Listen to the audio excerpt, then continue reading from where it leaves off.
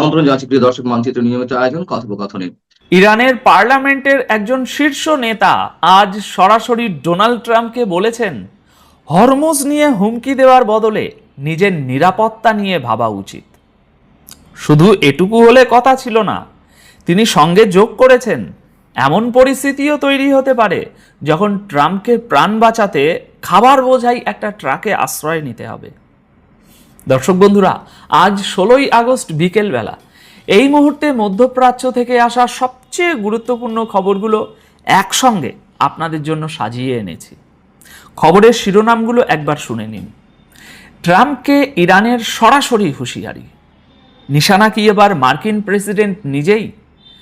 Hormuz প্রণালীতে Iran আর ওমানের একটা বড় সমঝোতা, জাহাজ চলাচলের নতুন রুট চূড়ান্ত। ইরানি পাইলট আটকে রাখার অভিযোগ সাফ অস্বীকার করল কাতার। আর ওদিকে দক্ষিণ লেবাননে ইসরায়েলি হামলা ফের তীব্র, হিজবুল্লাহর 2 কমান্ডারকে মারার দাবি। লেবানন আর গাজা দুই ফ্রন্টেই ইসরায়েলের প্রতিরক্ষা মন্ত্রীর কড়া হুমকি। দর্শক বন্ধুরা, খবর এর চেয়েও বেশি আছে, তাহলে চলুন শুরু করা যাক। প্রথমে আসি ইরানের ওই বিবৃতিতে। আজ 16ই আগস্ট মেহের নিউজ এজেন্সির খবর পড়ে সত্যি বলতে আমি নিজেই একটু থমকে গিয়েছিলাম যে হচ্ছেটা কি। কারণ ইরান সাধারণত এই ধরনের ভাষায় হুঁশিয়ারি দেয় না। বিবৃতিটি দিয়েছেন ইব্রাহিম আজি। তিনি শুধু একজন সাংসদ নন, তিনি ইরানের পার্লামেন্টের জাতীয় নিরাপত্তা কমিশনের চেয়ারম্যান, অর্থাৎ যার কথা ইরানের ভিতরে এবং বাইরে দুই জায়গাতেই খুব গুরুত্ব দিয়ে শোনা হয়। সোশ্যাল মিডিয়ায় তিনি লিখেছেন, ভালো করে শুনবেন, ট্রাম্পের উচিত হরমুজ প্রণালী নিয়ে বারবার হুমকি দেওয়ার বদলে নিজের নিরাপত্তার কথা ভাবা। এরপরেই সেই খোঁচা, প্রাণ বাঁচাতে একদিন খাবার বহনকারী ট্রাকে লুকাতে হতে পারে। এখন এই খোঁচার আসল মানেটা কোথায় জানেন? মার্কিন সংবাদ মাধ্যমের একটি প্রতিবেদনে, যেটা আমরা আপনাদের এর আগেই দেখিয়েছিলাম, বিস্তারিত জানিয়েছিলাম, সেখানে বলা হয়েছিল জুলাই মাসে তুরস্ক থেকে ব্রিটেনে যাওয়ার সময় সম্ভাব্য ইরানি হামলার আশঙ্কায় ট্রাম্প তার আকাশপথের পরিকল্পনা বদলাতে হয়েছিল। প্রতিবেদন অনুযায়ী তিনি প্রথমে বড় এয়ারফোর্স 1-এ উঠেছিলেন, পরে গোপনে তাকে ছোট একটি C-32 বিমানে সরিয়ে নেওয়া হয়। আর এই যে বিমান বদল, এই বিমান বদলের সময় তার গতিবিধি আড়াল করার জন্য ব্যবহার করা হয়েছিল একটা ক্যাটারিং ট্রাক, অর্থাৎ খাবার সরবরাহের গাড়ি, যাতে তিনি ঠিক কোথায় যাচ্ছেন, কোন বিমানে উঠছেন, সেটা কিছুক্ষণের জন্য হলেও বাইরে না আসে। এবার পুরো ছবিটা মিলিয়ে দেখুন। ইরানের একজন সিনিয়র সংসদ ঠিক সেই খাবারের ট্রাকের কথাই মনে করিয়ে দিয়ে ট্রাম্পকে বলছেন, নিজের প্রাণের চিন্তা করুন। দেখুন, এখানে একটা কথা পরিষ্কার বলা দরকার, এটা কোনো সরাসরি হামলার ঘোষণা নয়। কেউ বলেনি যে ইরান ট্রাম্পের অবস্থানে আঘাত আনবে, কিন্তু এই বিবৃতির সময় আর ব্যবহার করা শব্দগুলো দুটোই মনোযোগ কাড়ে। বিশেষ করে এমন একটা সময়ে যখন হরমুজ প্রণালী নিয়ে আমেরিকা আর ইরানের মধ্যে উত্তেজনা কমার কোনো লক্ষণ নেই। তাই প্রশ্নটা উঠছে, ইরান কি এবার কোনো মার্কিন সামরিক ঘাঁটির বদলে সরাসরি মার্কিন প্রেসিডেন্টের নিরাপত্তাকেই নিশানা করার ইঙ্গিত দিচ্ছে? আয়াতুল্লাহ আলী খামেনির হত্যার বদলা কি সেভাবেই নেওয়ার কথা ভাবা হচ্ছে? উত্তরটা এখনো কারোর কাছে নেই, কিন্তু ইঙ্গিতটা উড়িয়ে দেওয়ার মতোও নয়। এবার ইরান সংক্রান্ত দ্বিতীয় গুরুত্বপূর্ণ খবরে আসি। হরমুজ প্রণালীতে জাহাজ চলাচল নিয়ে ইরান আর ওমান শেষ পর্যন্ত একটা সমঝোতায় পৌঁছেছে। ইরানের পররাষ্ট্র মন্ত্রকের মুখপাত্র ইসমাইল বাঘে 15ই আগস্ট গভীর রাতে জানিয়েছেন, দুই দেশের মধ্যে নতুন শিপিং রুট ম্যাপ নিয়ে চুক্তি হয়ে গেছে। শিপিং রুট ম্যাপ মানে সহজ কথায় কোন জাহাজ কোন পথ দিয়ে ঢুকবে, কোথা দিয়ে বেরোবে, তার একটা নির্দিষ্ট মানচিত্র। বাঘে বলেছেন, নিরাপদ নৌ চলাচলের রুট নিয়ে দুই দেশ প্রায় 3 মাস আগে কারিগরি আলোচনা শুরু করেছিল। গত 3 সপ্তাহে সেই আলোচনা গতি পেয়েছে। তার দাবি, মার্কিন বাধা সত্ত্বেও ইরান আর ওমান এই রুট ম্যাপে সম্মত হতে পেরেছে। তবে কাজ এখনো পুরোপুরি শেষ হয়নি। যৌথ বিবৃতি চূড়ান্ত করার জন্য দুই দেশের আলোচনা এখনো চলছে। আর ইরান একটা শর্তও পরিষ্কার করে দিয়েছে। তাদের বক্তব্য, হরমুজের নিরাপত্তা পুরোপুরি ফিরবে তখনই যখন মার্কিন সামরিক তৎপরতা বন্ধ হবে। অর্থাৎ রুট ঠিক হয়ে গেছে, কিন্তু হরমুজের স্বাভাবিক জাহাজ চলাচল ফেরার পথে আমেরিকা আর ইরানের মধ্যে বড় মীমাংসাটা এখনো বাকি। এখানে একটা বিষয় খুব ভালোভাবে খেয়াল করার মতো, বোঝা দরকার। দেখুন, এটা ইরান আর ওমানের নিজেদের মধ্যে করা সমঝোতা। এটা কোনো নিয়ম নেই, এরকম কোনো নিয়ম নেই যে এতে আরব দেশগুলো, বাকি বিশ্ব কিংবা আমেরিকা এটা মেনে নিতে বাধ্য হবে। হ্যাঁ, ইরান যদি এই পথে বিনা পয়সায় চলাচলের সুবিধা দেয় তাহলে হয়তো কেউ আপত্তি করবে না, কিন্তু ইরান যদি এই পথের জন্য কোনো ধরনের মাসুল বা টোল আদায় করতে চায় তখন সেটা কেউ মানবে বলে মনে হয় না। আর যদি মেনে নেওয়া হয় তাহলে সেটা হবে আমেরিকার জন্য সরাসরি হার। কারণ আমেরিকা এই যুদ্ধে জড়িয়েছিল ইরানের পরমাণু কর্মসূচি শেষ করার নাম করে। এখন সেই যুদ্ধের শেষে যদি হরমুজ চলাচলের নিয়ন্ত্রণই ইরানের হাতে চলে যায় তাহলে প্রশ্নটা তো উঠবেই, লাভটা কার হলো? আর ওমানের খেলাটাও সহজে বোঝা যাচ্ছে না। বাকি আরব দেশগুলোর মতো আমেরিকার সঙ্গে ওমানের ঘনিষ্ঠতা হয়তো ততটা নেই, কিন্তু সম্পর্ক তো আছে। সেই ওমানি আবার আমেরিকার প্রধান প্রতিপক্ষ ইরানের সঙ্গে বসে হরমুজ নিয়ে সমঝোতা করছে। তাহলে এর পেছনে আসলে কার সম্মতি আছে? ওমান কিভাবে আমেরিকার ইচ্ছার বাইরে গিয়ে হরমুজের মতো জায়গা নিয়ে সিদ্ধান্ত নিয়ে ফেলছে? এই প্রশ্নের উত্তর এখনো পরিষ্কার নয়। যেটুকু জানা গেছে সেটুকুই আপনাদের বললাম। এবার আসি কাতারের খবরটায়। কাতার সাফ জানিয়ে দিয়েছে ইরানি পাইলটদের তারা আটকে রাখেনি। কাতারের পররাষ্ট্র মন্ত্রকের মুখপাত্র 15ই আগস্ট রাতে এই বিবৃতি দেন, আর এই খবরটা সামনে আসে আজ 16ই আগস্ট দুপুরে। তিনি কি বলেছেন? তিনি বলেছেন, ইরানি পাইলটদের আটকে রাখা নিয়ে যে বিভ্রান্তিকর কথাবার্তা ছড়ানো হচ্ছে তাতে কাতার বিস্মিত, বিশেষ করে এমন সময়ে যখন কূটনৈতিক প্রচেষ্টা চলছে। এর আগে ইরানের সশস্ত্র বাহিনী দাবি করেছিল আমেরিকা ও ইসরায়েলের সঙ্গে ইরানের যুদ্ধের একেবারে ওই শুরুর দিনগুলোতে কাতার 3 জন ইরানি পাইলটকে ধরে নিয়েছিল। আমরা এর আগের প্রতিবেদনেই আপনাদের পুরো বিস্তারিত জানিয়েছিলাম যে 3 জন পাইলট নিখোঁজ। গতকাল ইরান বলল তারা কাতারের হেফাজতে আছেন, আর আজ কাতার বলছে না, নেই। ইরানি দাবি অনুযায়ী এই পাইলটদের সুখোই 24 যুদ্ধবিমান ভেঙে পড়ার পর তারা কাতারের হাতে আসেন এবং প্রায় 6 মাস ধরে তাদের ওখানেই কাতারে আটকে রাখা হয়েছে। এখন কাতার এই গোটা দাবিটাকেই মিথ্যে এবং ভিত্তিহীন বলে উড়িয়ে দিয়েছে। তাদের বক্তব্য, আপনাদের পাইলট আমাদের কাছে নেই, আপনারা ভুল দরজায় কড়া নাড়ছেন। দর্শক বন্ধুরা, দুই পক্ষের বক্তব্য এখানে সম্পূর্ণ উল্টো।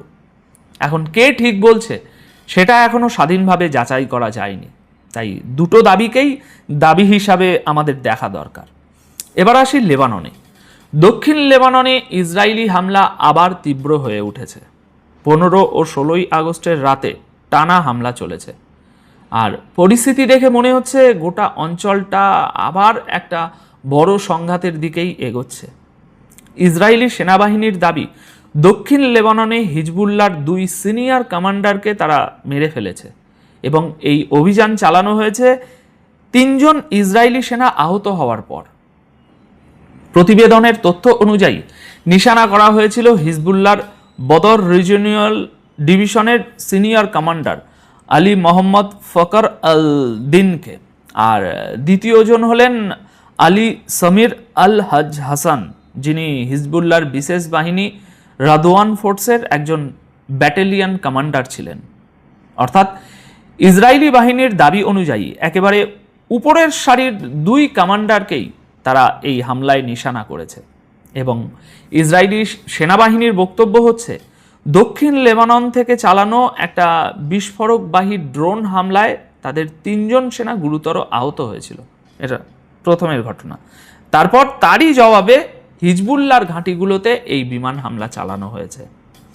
এখন এই ঘটনার আর একটা দিক আছে যেটা আরো বড় হয়ে উঠতে পারে। কেন বলছি? কারণ ইসরায়েলের প্রতিরক্ষা মন্ত্রী ইসরায়েল কাটজ লেবানন এবং গাজা এই 2 ফ্রন্ট নিয়েই কড়া হুঁশিয়ারি দিয়েছেন। আজ 16ই আগস্টের এটা একটা বড় খবর। তিনি বলেছেন, কোনো ফ্রন্টেই কিছু বাকি রাখা হবে না। ইসরায়েল তার সেনা এবং নাগরিকদের পুরো শক্তি দিয়ে রক্ষা করবে এবং তাদের উপর হামলার বদলা নেবে। তার ভাষায়, লেবানন হোক বা গাজা, যেখান থেকেই ইসরায়েলি সেনা বা নাগরিকদের নিশানা করা হবে সেখানেই পাল্টা ব্যবস্থা নেওয়া হবে। আর দর্শক বন্ধুরা, এই বিবৃতি এসেছে দক্ষিণ লেবাননে ওই রাতের হামলার খবর আর 3 ইসরায়েলি সেনা আহত হওয়ার যে ঘটনা, এই ঘটনার ঠিক পরেই। অর্থাৎ এটা কোনো সাধারণ রাজনৈতিক বক্তব্য নয়, এটা একটা ঘোষিত নীতির মতো শোনাচ্ছে। তাহলে দর্শক বন্ধুরা, আজকের এই খবরগুলো মিলিয়ে অ্যাকচুয়াল ছবিটা কি দাঁড়াচ্ছে? একদিকে হরমুজ নিয়ে ইরান কূটনীতির টেবিলে এগোচ্ছে, ওমানের সঙ্গে রুট ঠিক করে নিচ্ছে, নিজেদের অবস্থান আরও শক্ত করছে। অন্যদিকে সেই একই ইরানের পার্লামেন্ট থেকে আসছে ব্যক্তিগত স্তরের হুঁশিয়ারি, যা সরাসরি মার্কিন প্রেসিডেন্টের নিরাপত্তার প্রসঙ্গ টেনে আনছে। আর তৃতীয় দিকে ইরান আর কাতারের মধ্যে পাইলট নিয়ে খোলাখুলি বিরোধ একটা সামনে চলে এসেছে। আর এই সব কিছুর পাশাপাশি লেবাননের সীমান্তে হামলা পাল্টা হামলা আবারও শুরু হয়ে গেছে। সংক্ষেপে আজকের ছবিটা কিছুটা এই রকম। ইরান একসঙ্গে 2টো ভাষায় কথা বলছে, আলোচনার ভাষা আর হুঁশিয়ারির ভাষা। তাই এখন আপনাদের কাছে আমার প্রশ্ন, ইরানের সংসদের এই যে বিবৃতিটা আপনারা শুনলেন, এই বিবৃতিকে আপনি কিভাবে দেখছেন? সুপ্রিয় দর্শক, আসসালামু আলাইকুম। আপনাদের সবাইকে স্বাগত জানাচ্ছি এখনকার আলোচনায়। আপনাদের সঙ্গে আছি আমি সিরাজুল ইসলাম। দর্শক, অনেক গুরুত্বপূর্ণ খবর আছে। ইরানের সর্বোচ্চ নেতা দেশের সামরিক কাঠামোয় বিরাট বড় বড় পরিবর্তন এনেছেন। 6টি গুরুত্বপূর্ণ পদে নতুন করে নিয়োগ দেওয়া হয়েছে এবং ইরানের সর্বোচ্চ নেতা এক্স পোস্টে সামরিক বাহিনীর জন্য বেশ কিছু বক্তব্য দিয়েছেন, পরামর্শ দিয়েছেন। সেই বক্তব্যের একটা অংশে বলা হয়েছে যে গোয়েন্দা প্রস্তুতি বাড়াতে হবে আক্রমণাত্মক অভিযানের জন্য। তার মানে হচ্ছে সর্বোচ্চ নেতা শুধু ইরানের সামরিক বাহিনীর কমান্ড কাঠামোতে পরিবর্তন আনেননি, মনে হচ্ছে যে যুদ্ধ প্রস্তুতি জোরদার করার নির্দেশ দিয়েছেন এবং এটাও মনে হচ্ছে যে ইরান সম্ভবত আমেরিকার উপরে, অর্থাৎ আমেরিকা বলতে মেবি মধ্যপ্রাচ্যের যে সমস্ত মার্কিন ঘাঁটি এখনো টুকটাক আছে বা যে সমস্ত সেনা আছে তাদের বিরুদ্ধে হয়তো অভিযান চালাতে শুরু করতে পারে।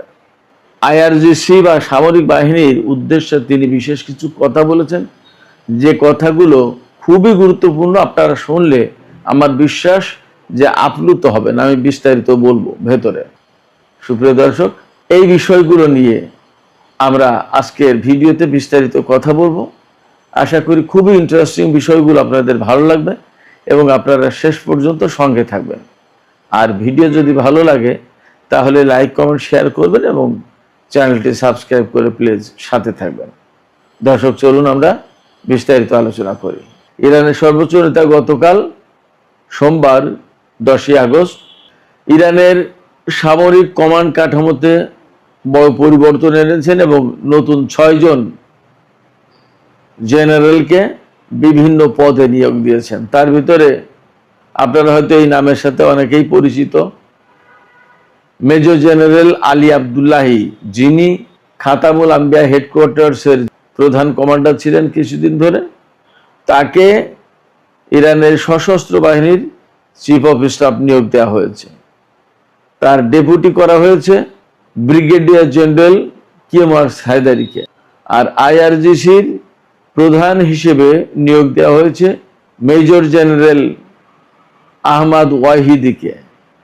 আহমদ ওয়াহিদি এর আগে ব্রিগেডিয়ার জেনারেল ছিলেন, তার পদোন্নতি দিয়ে মেজর জেনারেল করা হয়েছে।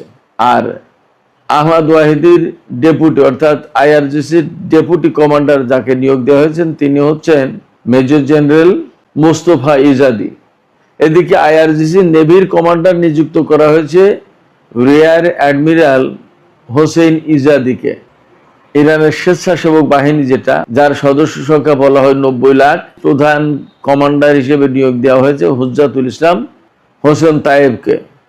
এর কারণ হচ্ছে মূলত ইরানের উপরে যে আমেরিকা এবং ইসরায়েল হামলা শুরু করেছিল, সেই হামলায় ইরানের গুরুত্বপূর্ণ সেনা কর্মকর্তারা, কমান্ডাররা অনেকেই মারা গেছেন, শহীদ হয়েছেন, যার প্রেক্ষাপটে নতুন করে সামরিক কাঠামোতে পরিবর্তন আনতে হলো, নিয়োগ দেয়া হলো। যে জেনারেল আহমদ ওয়াহিদিকে এখন নতুন করে আইআরজিসির চিফ কমান্ডার বানানো হলো, তিনি কিন্তু একসময় আইআরজিসির চিফ কমান্ডার ছিলেন। পরবর্তীতে প্রেসিডেন্ট ইব্রাহিম রাইসির সময় তিনি স্বরাষ্ট্রমন্ত্রী ছিলেন। তাকে আবার আইআরজিসিতে ফিরিয়ে আনা হয়েছে এই যুদ্ধ পরিস্থিতির কারণে, এবং এখন নতুন করে তাকে আবার নেতৃত্ব দিতে হবে। আমি আলোচনা শুরুর দিকে বলেছিলাম যে ইরানের সর্বোচ্চ নেতা সামরিক বাহিনীর উদ্দেশ্যে বেশ কিছু বক্তব্য দিয়েছেন, সেটা খুবই গুরুত্বপূর্ণ। সেই বক্তব্যের কিছু অংশ আমি আপনাদেরকে তুলে ধরি। সর্বোচ্চ নেতা ইরানের সামরিক বাহিনীকে সামরিক সক্ষমতা বাড়িয়ে সর্বোচ্চ প্রতিরোধ সক্ষমতা অর্জনের নির্দেশ দিয়েছেন বা পরামর্শ দিয়েছেন। তিনি বর্তমান যে যুদ্ধ, এই যুদ্ধকে বলেছেন যে বলদর্পী শক্তির বিরুদ্ধে একটা ভাগ্য নির্ধারক, অর্থাৎ এসপর ফাইনাল, চূড়ান্ত একটা যুদ্ধ চলছে। এই যুদ্ধের ভেতরে আছে ইরান। এই সময় সামরিক বাহিনীকে আরো বেশি সক্ষমতা অর্জন করতে হবে, এবং তিনি তো বলেছেন যে গোয়েন্দা প্রস্তুতি বাড়াতে হবে। একই সাথে সামরিক বাহিনীর ভেতরে তিনি আরো কিছু বিষয় প্র্যাকটিস করার আহ্বান জানিয়েছেন। যেমন বিশেষ করে আইআরজিসির মধ্যে সাংস্কৃতিক সক্ষমতা এবং মান উন্নয়ন ঘটাতে হবে, অর্থাৎ সাংস্কৃতিক চর্চা। এই সাংস্কৃতিক চর্চা বলতে ইরানের জনজীবনে সামরিক বাহিনীতে কারবালার যে প্রভাব আছে, কারবালার যে চর্চা আছে, সেগুলো, অর্থাৎ সেখানে ধর্মকর্ম, তাহাজ্জুদের নামাজ পর্যন্ত পড়া, এগুলো গুরুত্বপূর্ণ ব্যাপার। তাহাজ্জুদের নামাজ পড়া খুব গুরুত্বপূর্ণ, এবং অনেক কমান্ডার তারা রেগুলার তাহাজ্জুদের নামাজ পড়ে। এগুলো পাশাপাশি হয়তো বা হতে পারে পজিটিভ কিছু সাংস্কৃতিক কর্মকাণ্ড, যেটা হয়তো হতে পারে সিনেমা নাটক, এমনও হতে পারে। ইরানের সিনেমা নাটক তো খুবই সমাজ দেশ গঠনের জন্য, পরিবার গঠনের জন্য বিরাট শিক্ষামূলক। সর্বোচ্চ নেতা পরামর্শ দিয়েছেন যে আইআরজিসির প্রতিটি স্তরে ব্যবস্থাপনা ও কমান্ড কাঠামো আরো শক্তিশালী করতে হবে, এবং সামরিক এই নেতৃত্বের ভেতরে আধ্যাত্মিকতা এবং বৈজ্ঞানিক ভিত্তি গড়ে তুলতে হবে, যার প্রেক্ষাপটে আইআরজিসি আধুনিক দক্ষতার উপর প্রতিষ্ঠিত হতে পারবে। আমি একটু আগে বলছিলাম যে তাহাজ্জুদ নামাজের কথা, এই যে তিনি বললেন যে আধ্যাত্মিকতার চর্চা থাকতে হবে, অর্থাৎ যুদ্ধ করতে গেলেই যে গণহারে মানুষ মারতে হবে বা যাচ্ছে তাই করে যুদ্ধ করতে হবে, নট দ্যাট।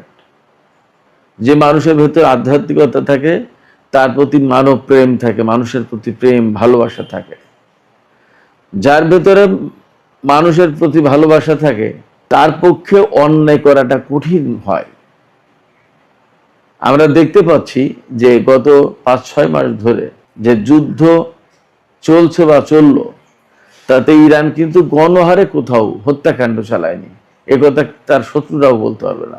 আর একটা কথা খুব গুরুত্বপূর্ণ, আপনারা সবাই মনে শুনেছেন, আমি গতকালকে বলেছিলাম, ইরানের জাতীয় নিরাপত্তা পরিষদের প্রধান করা হয়েছে সাবেক আইআরজিসির কমান্ডার মেজর জেনারেল মহসিন রেজাইকে। মহসিন রেজাই 1981 সালে আইআরজিসির প্রধান হিসেবে নিয়োগ পান, এবং 1997 সাল পর্যন্ত একটানা তিনি আইআরজিসির প্রধান ছিলেন। তার মানে দাঁড়াচ্ছে যে ইরাকের সাথে যে ইরানের 8টা বছর যুদ্ধ হয়েছিল, সেই ইরাক ইরান যুদ্ধের সময় তিনি IRGC-র প্রধান কমান্ডার ছিলেন। এটা হলো এক। দুই হচ্ছে, তার যেহেতু ব্যাপকভাবে যুদ্ধের অভিজ্ঞতা রয়েছে, এছাড়া তিনি ইরানের বিশেষজ্ঞ পরিষদ থেকে শুরু করে বিভিন্ন গুরুত্বপূর্ণ প্রতিষ্ঠান, সংস্থা, সংগঠন এবং বিভিন্ন পদে গুরুত্বপূর্ণ দায়িত্ব পালন করেছেন। তার যে একটা বিরাট বড় এক্সপিরিয়েন্স আছে, এবং তিনি একেবারে IRGC-র কমান্ডার, এবং তিনি বহু গুরুত্বপূর্ণ দায়িত্ব ছিলেন। তো সেই জন্য মানে বিপ্লব রক্ষার জন্য, অর্থাৎ বিপ্লবপন্থী সরকারের জন্য তিনি পারফেক্ট ম্যান। সেই হিসেবেই কিন্তু তাকে সর্বোচ্চ নেতা তার প্রতিনিধি হিসেবে জাতীয় নিরাপত্তা পরিষদে নিয়োগ দিয়েছেন। মহসিন রেজাই কিন্তু জাতীয় নিরাপত্তা পরিষদে সর্বোচ্চ নেতার প্রতিনিধি। আবার প্রেসিডেন্ট তাকে সর্বোচ্চ নিরাপত্তা পরিষদের সদস্য সচিব হিসেবে নিয়োগ করেছেন। তার মানে এখানে তিনি অত্যন্ত ক্ষমতাধর ব্যক্তি এবং অত্যন্ত গুরুত্বপূর্ণ ব্যক্তি। তিনিই সদস্য সচিব, আবার তিনি সর্বোচ্চ নেতার প্রতিনিধি। এর মানে দাঁড়াচ্ছে সর্বোচ্চ জাতীয় নিরাপত্তা পরিষদ সেটা আগের চেয়েও আরো বেশি কার্যকর হবে, এবং এই যে ইসরায়েল আমেরিকা বিরোধী যে যুদ্ধ, সেই যুদ্ধে আরো গুরুত্বপূর্ণ, আরো কার্যকর রোল প্লে করতে হবে এই পরিষদ, এমনটা ধারণা করা হচ্ছে। এবং আরো যাতে কার্যকর রোল প্লে করে, সেই জন্যই মহসিন রেজাইকে এখানে নিয়োগ দেওয়া হয়েছে। তবে একটা বিষয় মনে রাখতে হবে, যাকে এখান থেকে সরিয়ে প্রধান উপদেষ্টার রাজনৈতিক উপদেষ্টা করা, যাকে এখান থেকে সরিয়ে সর্বোচ্চ নেতার রাজনৈতিক উপদেষ্টা করা হয়েছে মেজর জেনারেল বাকের জুলকাদ। এই বাকের জুলকাদরও কিন্তু IRGC-রই লোক ছিলেন, তিনি কোনো সাধারণ লোক নন, এবং তার অবস্থান আর মহসিন রেজাইয়ের অবস্থান খুব বেশি একটা ডিফার করবে না। যেমন মহসিন রেজাইও হরমুজ প্রণালী ভাবে খুলে দিতে চান না, বাকের জুলকাদরও কিন্তু তাই চেয়েছিলেন এবং তাই করেছিলেন। তিনি একদম সুস্পষ্ট গত পরশুদিনই বলেছিলেন যে আমেরিকার সাথে হরমুজ প্রণালী খুলে দেওয়ার চুক্তি আপাতত হচ্ছে না, এবং ওমানের সাথে যে চুক্তি হচ্ছে সেটা আমেরিকার জন্য অ্যাপ্লিকেবল না, আমেরিকার জন্য কার্যকর হবে না। এবং মধ্যপ্রাচ্য থেকে যতক্ষণ পর্যন্ত আমেরিকা সেনা না সরাবে ততক্ষণ পর্যন্ত আমেরিকার জন্য এই হরমুজ প্রণালী খোলা হবে না, বাকের জুলকাদর বলেছিলেন। তার মানে এই মুহূর্তে পরমাণু কর্মসূচি চেয়ে কিন্তু আমেরিকা এই হরমুজ প্রণালীকে বেশি গুরুত্ব দিচ্ছে, এবং আলোচনা, ডিপ্লোমেসি, বাদ যত যা কিছু ঝগড়া কন্দল যা কিছু এখন এই মুহূর্তে কিন্তু হরমুজ প্রণালী খুলবে কি খুলবে না এইটা নিয়ে। সেই গুরুত্বপূর্ণ পয়েন্টে বাকের জুলকাদ এবং মহসিন রেজাই দুইজনের অবস্থানই একই, পার্থক্য কিছু নেই। সেই জায়গা থেকে এমন ভাবে দেখার কোনো সুযোগ নেই যে বাকের জুলকাদ একটু নরম প্রকৃতির লোক ছিলেন, ব্যাপারটা তা মোটেই না।